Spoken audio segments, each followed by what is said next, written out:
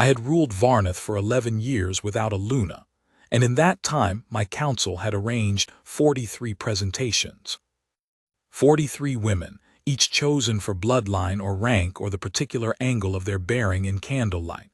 Each one brought to the great pale hall at the solstice gathering, where the kingdom's oldest tradition held that the Alpha King would feel the bond if it was there to be felt. My wolf had sat through all 43 of them like a stone at the bottom of a cold river. It registered nothing. It stirred for no one. My council called it patience. My wolf called it nothing at all, because a wolf without its mate does not call things names. It simply waits, the way mountains wait, without knowing they are waiting. I had stopped believing it would come. That is the truest thing I can say about the morning Sela walked through the eastern gate with the seasonal staff, carrying an armload of cherry blossoms for the courtyard urns. I was not watching the gate.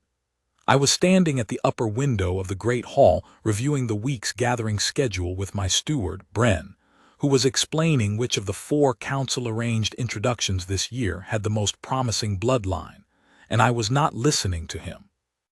I was looking at the courtyard the way a man looks at something he expects to be empty. She came through the gate in the middle of his sentence. I did not know then who she was. I knew she was part of the seasonal staff, the crew that came from the border villages each solstice to dress the courtyards with spring flowers, fill the great urns, hang the pale linen banners that tradition required. She carried the cherry blossoms against her chest the way you carry something you do not want to drop, both arms curved around them, her chin dipped to check her footing on the courtyard stones.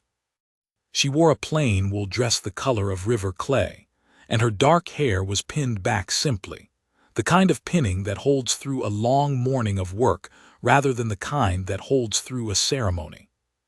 She was not, by any measure that my court used, remarkable. My wolf sat up. Not the slow, reluctant stir it had produced for 43 council-arranged women. Not the polite attention of a creature being shown something it does not want. It sat up the way a wolf sits up when it hears a sound in the dark that turns out to be the sound it has been listening for. I said Bren and stopped, because I did not know what I was going to say after that. Bren was still talking about bloodlines. I was not in the room with him anymore in any meaningful sense. Below in the courtyard, she set the cherry blossoms down beside the largest urn and began sorting them by stem length, working without hurry, without the particular awareness of being watched that everyone in my courtyard usually carried. She simply worked. She tilted her head to one side when she found a stem that didn't suit her, set it aside, chose another. There was a patience in it that was not the patience of performance. It was the patience of someone who is comfortable with the time a thing takes. My wolf pressed forward against the inside of my chest. I put my hand flat on the window ledge. "My lord," Bren said. "Who is the seasonal staff coordinator this year?" I said. He blinked. "Marit from the Fenwick border district. She sends the same crew most years, reliable workers, no incident reports." Fenwick, a border village 2 days' ride north of the Stone Road. Small, self-contained, not affiliated with any of the great packs. The kind of place my court referred to when it wanted to say peripheral without saying it directly. "The woman with the cherry blossoms," I said. "Is she from Fenwick?" Bren leaned to look out the window. "I would expect so, my lord. They all come from the district." "Find out her name," I said, and turned back to the schedule before he could read anything in my face. Her name was Sela. Bren reported it to me before the noon meal with the faint puzzlement of a man who has been asked to do something too small for the asking. Sela of Fenwick, seasonal worker, 3rd year with the gathering crew. No pack affiliation. No declared mate. No wolf of her own as far as records showed. She was listed simply as ungifted, which was the court's careful word for a woman in a wolf kingdom who did not carry the wolf nature. My counsel would have called her unsuitable on 3 separate grounds before finishing the sentence.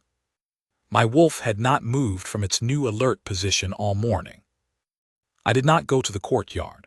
That was the decision I made at noon. I would not go to the courtyard. There were 43 presentations behind me, and I was a king who had learned to govern his own instincts.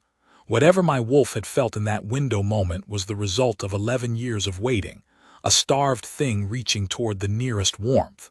It meant nothing. She was a seasonal worker from a border village with no pack, no rank, and no wolf.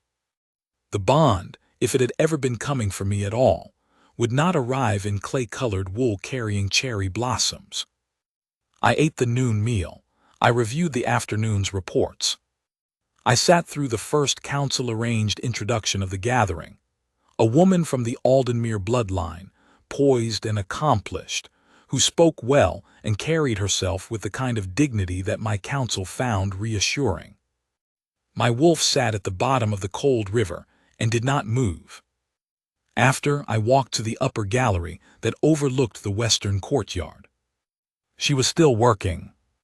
She had moved to the second set of urns, the ones along the western wall, and she was filling them with the pale linen banners now, threading the banner poles through the iron rings with a careful, methodical attention. 2 other workers were with her. She was talking to them. I could not hear the words from the gallery, but I could see the way they laughed at something she said, and the ease of it, the unself-consciousness of it, the way she laughed back without checking to see if anyone important was watching. No one in my courtyard ever laughed without checking. My wolf made a sound inside me, not a howl, not the surge I had learned to brace for in the council hall when something threatened, a low, warm sound, the sound of recognition. I left the gallery before I could stand there any longer. The gathering ran 5 days. The first evening was the formal welcome supper in the great hall, which the seasonal staff attended in the back half of the room, seated at the long tables near the kitchen passage. I sat at the head table and told myself I was not looking for her, and then found her at the third table from the left almost immediately. She was listening to the man beside her tell a story with his hands. She had her chin resting in her palm and her attention entirely on him, the way some people listen, as if the story matters regardless of who is telling it. When he finished, she said something back to him, and he sat up straighter, the way people do when they have been properly heard. I turned to Lord Kalen on my right and asked him about the northern trade disputes, and spent the next hour discussing something I cared about normally and could not fully attend to now. My wolf was watching the third table from the left. I was not going to tell it to stop. The second day of the gathering was clear and cool, the kind of spring morning that Varnath produced occasionally, as if reminding you that it could. I had early meetings through the morning, and I managed not to visit the gallery or the courtyard until the midday break, which I counted as a reasonable performance of self-governance. At midday, I went to the eastern courtyard under the pretext of reviewing the banner placement for the spring rite. It was not entirely a pretext. The banner placement did matter for the rite, but it was also not the only reason. She was there, alone at that hour, eating her midday meal on the low stone bench near the gate, a piece of bread and something wrapped in cloth. She had her face tipped up to the sun with her eyes closed, just for a moment, the way you do when the warmth is worth noticing. She did not hear me come through the passage arch. I stopped. My wolf pressed forward so hard I had to set my feet. Then she opened her eyes, saw me, and did the thing that no one in my court ever did when they saw me unexpectedly. She did not startle. She looked at me with a steady, unhurried attention, and then she set down her bread and rose from the bench, which was the correct thing to do when the Alpha King entered a space, but she did it without the particular jolt of alarm that my unannounced presence usually produced. "My lord," she said, simple, calm. "The banner placement," I said, which made no sense as an opener to her, but she did not point this out. "Along the west wall," she said. "We moved the third banner 2 rings to the right. The original placement put it behind the urn, and it wouldn't read from the rite's assembly point." I looked. She was correct. The adjustment was the right one. "Good judgment," I said. "It's easier to see from ground level," she said, without any of the deflection that a compliment from the Alpha King usually produced. Not false modesty, not an anxious redirect, just the plain truth of it. She saw it from where she stood. I saw it from where I stood. We were both seeing the same courtyard. My wolf had gone entirely still. Not the stone at the bottom of the river stillness of 43 presentations. A different stillness. The stillness of something that has found what it was looking for and does not need to move anymore. I said, "You're from Fenwick." "Yes, my lord. 3rd year with the crew." Something shifted in her expression, not alarm but attention. She was recalibrating. "You've looked into the staff list." "I look into all logistics of the gathering." She considered that for a moment. Then, "That seems thorough." There was nothing in her voice but genuine assessment. She was not flattering me. She was not performing anything. She said that seems thorough the way she would say it to anyone who told her they reviewed their logistics, because it was, in fact, thorough, and she saw no reason not to say so. I stayed in the courtyard for another 4 minutes, reviewing the banner placements, before I trusted myself to leave. That night my wolf paced. Not physically. I am a king who controls his wolf nature, and I was not about to pace my private chamber like an anxious young alpha at his first gathering. But inside me, where the wolf lives, it moved back and forth across the space my discipline had built for it, back and forth, with a low and purposeful energy that I had never felt before and could not name precisely. I sat at my writing table and tried to draft the 3rd day's schedule. After an hour I had written Dawn Council, Morning Reports, 2nd arranged introduction Aldenmere, I think, or perhaps Keldrath, check with Bren. And below that, without meaning to write it. She said the banner placement was easier to see from ground level. I put the pen down. My wolf went to the window and looked out toward the eastern courtyard in the dark. I went to bed instead. In the morning, before the dawn council, I walked through the eastern courtyard on my way from the private gate. It was the longest route to the council room. I took it anyway. There was a clay dish of water sitting on the flat stone near the courtyard gate.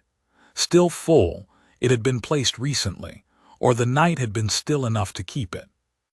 It sat in exactly the place where the courtyard's morning light would find it first, warming it before the air warmed. I stood looking at it for a long moment. She had placed it there. I knew this the way I knew everything my wolf showed me, not by evidence, not by reason, but by a certainty that sat below reason and did not require it. She had come through the gate early and set out water in the place where water would be useful for whatever might need it. A bird, a creature, something passing through. No one had asked her to.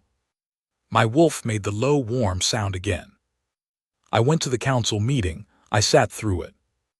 I listened to the trade dispute updates and the right preparation reports and the 2nd arranged introductions preliminary briefing, and I was a competent and attentive Alpha King throughout all of it, and afterward I went straight back to the eastern courtyard. The dish was empty. The 3rd day brought the full council's formal assessment session, which was the gathering's most demanding obligation. 6 hours of structured reports from every major pack lord in attendance, with breaks for the arranged introductions and a midday meal that was more political than nourishing. I had been doing these for 11 years. I was good at them. I was not, on the 3rd day, entirely present for them. My wolf had decided something overnight. I noticed it first in the morning session, when my attention kept drifting toward the windows that faced the western courtyard. I noticed it again during the first break, when I found myself on the gallery above the yard before I had made any conscious decision to go there. And I noticed it definitively during the midday introduction, a poised woman from the Keldrath pack, accomplished and gracious, when my wolf did not perform its usual cold river stillness, but instead produced something new. A faint, continuous pull, like a current, directed away from the introduction room and toward the courtyard. It was not unkind to the Keldrath woman. It was simply not there in any way that mattered. It had stopped pretending to be there for anyone's comfort, including mine. After the introduction, I told Bryn I needed an hour for a private review of the rite preparations, which was not a lie exactly, and I went to the courtyard.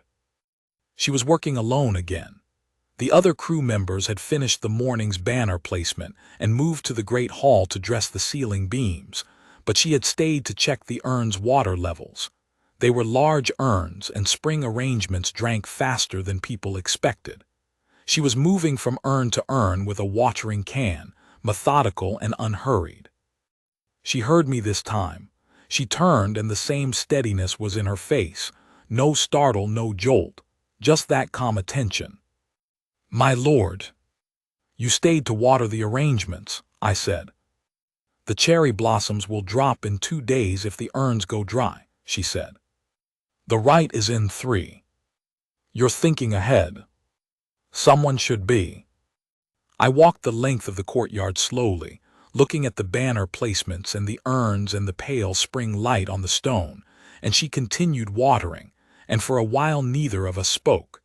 It was the most comfortable silence I had stood in for 11 years. My wolf lay down inside me. Lay down, not the cold river stillness of resistance, not the alert, pressing readiness it had held since she walked through the gate with the cherry blossoms.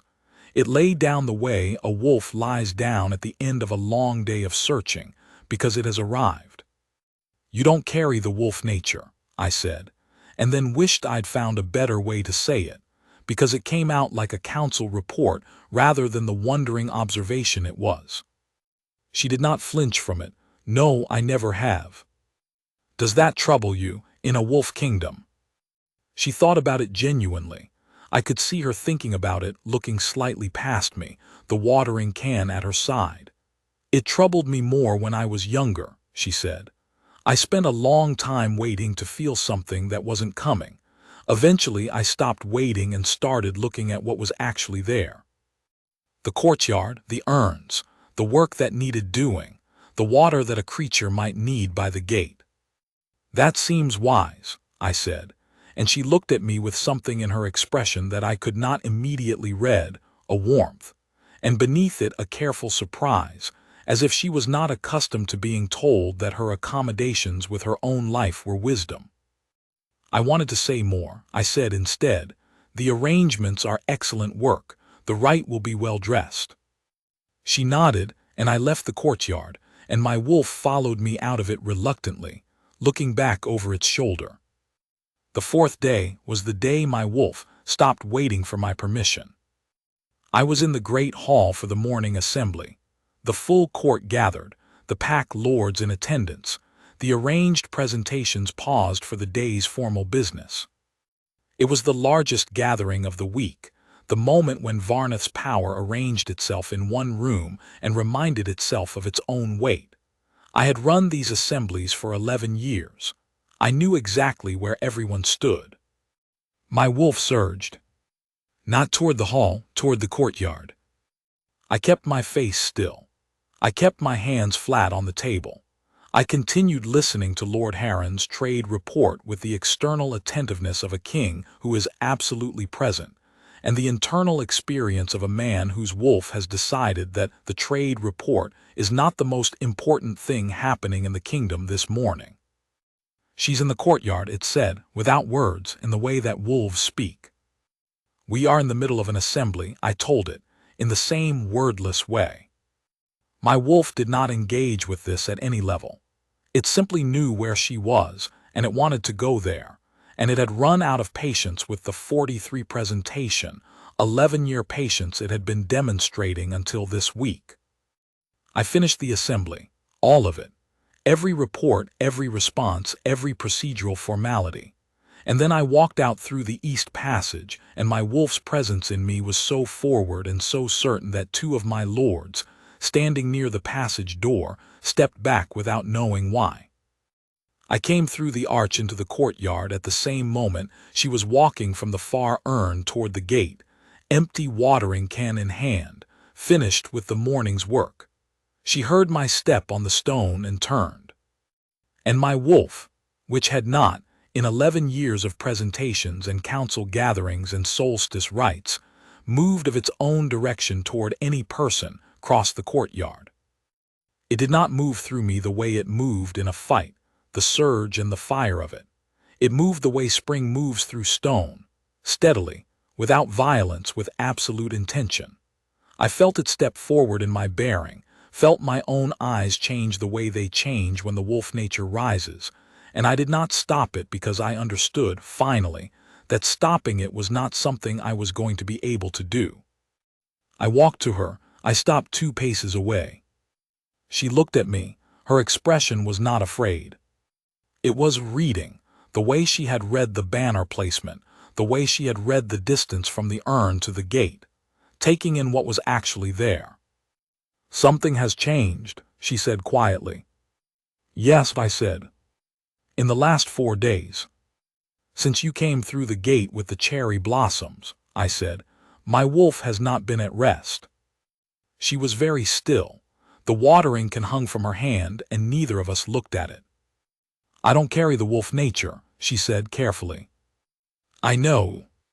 I'm seasonal staff from a border village. I have no pack affiliation, no rank, no standing in."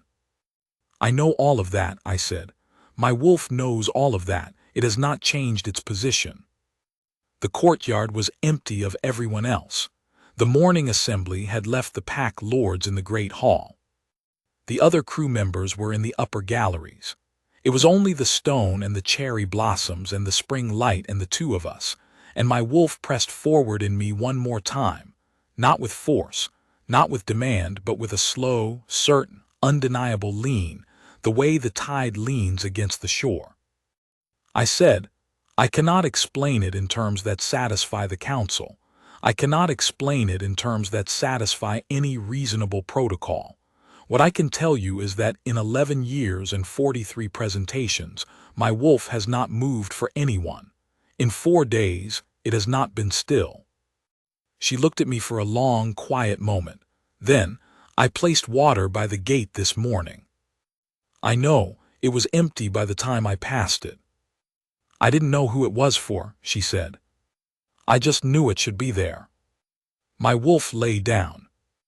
Not in me, in the courtyard. I felt it happen, the separation that the oldest packs speak of, when a king's wolf nature externalizes at a moment of great import. A pale shape, low and wide-shouldered, settling onto the courtyard stones at her feet. Not threatening, not dramatic, simply present and present for her in the way that wolves are present for the thing they have chosen. She looked down at it. She did not step back. She looked at it with the same steady attention she gave everything, and then she crouched slowly, without sudden movement, and held out one hand, palm up, in the gesture of greeting that border village people used for wolves they encountered in the wild. Open hand, offered, not demanding anything in return. My wolf pressed its great pale head into her palm. I watched it happen, and I did not have the architecture to contain what that cost me, what it meant, what it confirmed. I had been a king for 11 years. I had governed my wolf for 35 years before that. And in one courtyard moment, with a woman from Fenwick who placed water by the gate for creatures that needed it, the governance became irrelevant. She looked up at me from where she crouched. Her expression was careful and wondering, and something I did not have a word for yet, but would learn. "What does this mean?" she asked. "It means," I said, "that my wolf has chosen, and I am going to choose the same."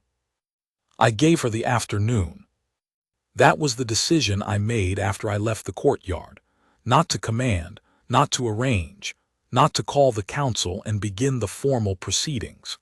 She needed the afternoon to understand what had happened, and I needed the afternoon to understand what I was about to do, and Varnith could run itself for one afternoon without either of us. I reviewed the right schedule. I read 3 of the pending trade reports. I walked the northern gallery twice, and at the end of the second pass I stopped and admitted to myself that I was not thinking about trade reports. I was thinking about the way she had held out her palm, open, offering and not demanding. I was thinking about the watering can, the dish by the gate. The banner moved 2 rings to the right so it would read from the assembly point. The attention she gave the man telling a story with his hands. The way she did not check who was watching when she laughed. My wolf, still in the courtyard when I left it, had not come back to me. I had left it there with her deliberately, which was not something a king did lightly. A wolf nature, once externalized, is a vulnerable thing, and leaving it with someone not of your pack was not a choice you made without weight. I had made it anyway. I wanted her to understand that the choice was already in motion, and that I was not going to recall it. At the end of the afternoon, Bren came to find me. "My lord," he said, with the particular delicacy of a long-serving steward who has seen his king do something unprecedented. "The seasonal worker, Sella, has been sitting in the eastern courtyard for 3 hours." "I know," I said. "She has not left." "I know." "The wolf form," Bren said very carefully, "has not moved from her feet." "I know that too." He was silent for a moment. Then, "Should I inform the council?" "Not yet," I said. "Tomorrow. The council will know tomorrow at the spring rite." Bren, who had served 3 Alpha Kings and understood the weight of certain mornings, simply said, "Yes, my lord," and left me to the last hour before supper. I went to her at dusk. The eastern courtyard held the last of the spring light at that hour, the pale gold of it lying flat across the stones, and she was sitting on the low bench near the gate with the wolf form still settled at her feet. She had brought water, of course she had, in a fresh clay dish, and it sat beside the wolf's broad head. She was not afraid of it. She had never been afraid of it. She was simply sitting with it, the way she sat with everything, present, unhurried, giving it the time that was required. She heard me come through the arch and looked up. "You came back," she said. "I told you I would choose the same," I said. "I don't say things I don't intend." She looked at me for a moment. "Then, I've been sitting here thinking about what I know about the bond." "What have you concluded?" "That I've never felt it from the inside because I don't carry the wolf nature, but I've felt something since I walked through that gate 3 days ago." She said it steadily, without performance. "Something that made me place the water dish. Something that made me stay in this courtyard when the reasonable thing to do was finish my work and go to supper." "My wolf," I said, "has been pulling toward you since the moment you came through the gate." "I thought," she said slowly, "that I might be feeling the edge of it. Like standing near a fire, you're not the fire, but you feel the warmth." "You are not standing near the fire," I said. "You are the reason there is one." She was quiet for a long moment.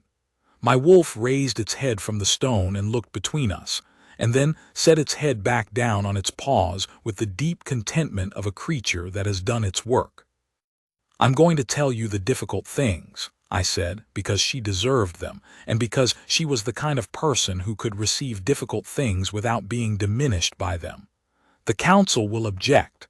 The bloodline protocols will require review. There will be lords who question the precedent of an ungifted Luna. There will be." "I know," she said quietly. "I want you to know them so that the choice you make is a real one. Not a choice made without information." She looked at me with that steady, wondering expression that I was beginning to understand was her truest face, not the performance of composure, but the actual composure of a woman who had spent a long time learning to see what was actually there, rather than what she'd wanted to be there. "You're asking me," she said, "not telling me, asking." "Yes. Most kings in this position," she said, "don't ask." "I am aware," I said, "that I am not like most kings in that way, and I have stopped expecting it to bother me." Something shifted in her face, the careful surprise again, and then, below it, something warmer and more certain, the look of a woman who has found, without expecting to, the thing she did not know she had been waiting for. "Yes," she said. "Yes," I said back, which wasn't a sentence, but she understood it. My wolf rose from the stones and pressed against her side, and she put her hand in its pale fur, and I stood in the last of the spring light and felt, for the first time in 35 years, my wolf at peace. The spring rite was held at dawn. This was tradition, the gathering's fifth morning. The full court assembled in the eastern courtyard as the sun came over the pale stone towers of Varneth, and the cherry blossoms opened in the warming air. Every pack lord in attendance, every senior member of the council. The seasonal staff arranged along the inner wall as witnesses, which was also tradition. They had dressed the space. They witnessed the rite that filled it. I had told Bren the night before. Bren had told the council. The council had, collectively, the reaction of 7 men who had spent 11 years managing the logistics of an Alpha King without a Luna, and were now confronting a new logistics problem that had not appeared on any of their prepared documents. Lord Heron had said, with careful neutrality, that the protocols would require careful review. Lord Kalen had said, with less neutrality, that the bloodline considerations were substantial. Bren had looked at me with the expression of a man who understood that the thing was already decided, and that his role now was to make it orderly rather than to prevent it, and said, "Shall I prepare the rite's opening address to include the naming?" "Yes," I said. "Both names." "Both names." He had nodded and taken it in hand, and I had gone to bed and slept the way I had not slept in 11 years, without the low, restless current of a wolf still waiting, still searching, still pressing against the borders of a patience it could no longer feel the edge of. The morning was clear. She stood with the seasonal staff along the inner wall when I came into the courtyard, wearing the same riverclay wool dress, because she had not known to bring anything else and I had not told her to change. I would not have told her to change. She came as herself, or she did not come at all, and she was going to come as herself. I crossed the courtyard to the assembly point. The pack lords arranged themselves to my left. The council took their positions at the outer ring. The ceremony began. I let it proceed through its first movement, the sunrise address, the calling of the season, the traditional acknowledgement of the gathering's close, and then I stopped. The court felt it the moment I stopped. The particular silence of a room that understands something unscheduled is about to happen. Every face turned toward me. I said, "Before this rite is sealed, there is a naming." Silence complete. In this courtyard on the 4th morning of the gathering, my wolf chose. I kept my voice even. A king does not explain himself, but he witnesses. It chose without consultation and without precedent, and I have found in the 4 days since that I am in agreement with my wolf. I looked at her across the courtyard. She was watching me with that steady, unhurried attention. She was not afraid. She was not performing anything. She was seeing what was actually there, as she always did. "Sella of Fenwick," I said, and my voice carried to every corner of the pale stone yard, to every lord and council member and pack wolf and seasonal worker standing at the inner wall. "My wolf lay down before you, and I finally understood. Will you stand beside me as the Luna of Varneth?" The cherry blossoms moved in the morning air. One of them fell from the nearest urn and crossed the courtyard slowly, turning in a light that had turned gold. She stepped forward from the wall. She walked across the courtyard stones, not hurrying, not performing, simply crossing the space between where she had been and where she was going, and she stopped beside me and turned to face the court. The pack lords were very quiet. Lord Heron looked at the pale wolf form that had settled between us the moment she reached my side, pressing warmly against her knee, and then he looked at me, and then he did what a man does when he has seen something he cannot argue with. He bowed. It was a lord's bow, full and formal, the bow you give a Luna of Varneth. One by one, along the outer ring and the inner wall and the assembly point, and the seasonal staffs line against the stone, the court of Varneth bent. Pack lords who had reviewed bloodline protocols through the night. Council members who had raised objections that they now found they could not locate. Workers from Fenwick who had come to dress the urns and found, at the end of their week, that they had witnessed something that would take years to fully report back to the border villages accurately. All of them bowing to the woman who had placed a dish of water by the gate. We stood together until the last bow settled, and the spring light had fully claimed the courtyard. She turned to look at the cherry blossoms in the urns she had tended all week, and her expression was the one I had not had a word for yet. I had found one in the night, arrived. It was the expression of someone who had stopped waiting for something she hadn't named, and then found it without warning, and was still taking the measure of the finding. "The council," she said quietly, "is going to have a great deal of paperwork." "They will manage," I said. "The bloodline protocols will be reviewed," I said, "and found to be adequate for our purposes." She looked at me sidelong. Something moved in her expression, and then she did the thing she had done at the long table on the first evening, the unself-conscious thing. She laughed. Not the laughter of relief, not the laughter of triumph. The laughter of someone who finds genuinely that a thing is funny. "You are very certain," she said, "for a man whose wolf made all the actual decisions."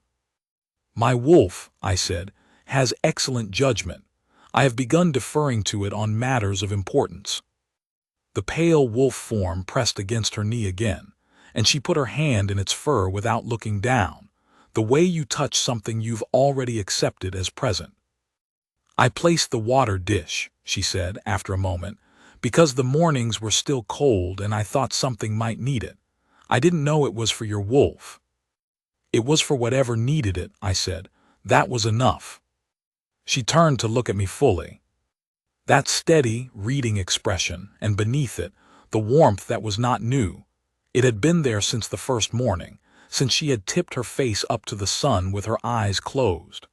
I had simply been standing at a window above the courtyard and had not understood yet what I was seeing. "I'll need to send word to Fenwick," she said. "My mother will want to know." "We'll send it together," I said, "with the seal of Varneth." She considered this.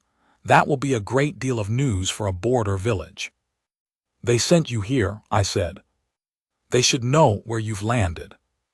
She looked at the courtyard, the cherry blossoms in the urn she had tended, the banner she had moved 2 rings to the right, the dish by the gate that was already refilled by some member of the staff who had seen her habit and continued it without being asked. The spring rite had been witnessed and sealed. The court had bowed and was now dispersing into the morning business of a kingdom, the way courts do, because even on mornings of great change, the reports are still due. "The arrangements will need fresh water this afternoon," she said. "The cherry blossoms will drop if—" "The staff will manage the water," I said. "They might not think to check the back urns." "Sella." She looked at me. "The urns," I said, with the particular gentleness of a man who is learning a new thing about the woman beside him, "will be tended. You may tell them about the back urns, but the tending is no longer your work alone." She was quiet for a moment, then softly, "That will take some getting used to." "We have time," I said. The wolf lay between us in the spring courtyard, its great pale head on its paws, watching the cherry blossoms fall one by one from the urns into the warming air. The court moved around us and the morning opened and the kingdom went on, as kingdoms do. I had ruled Varneth for 11 years, without understanding what it was for. Now she stood beside me in the courtyard where my wolf had laid itself down, and I finally understood.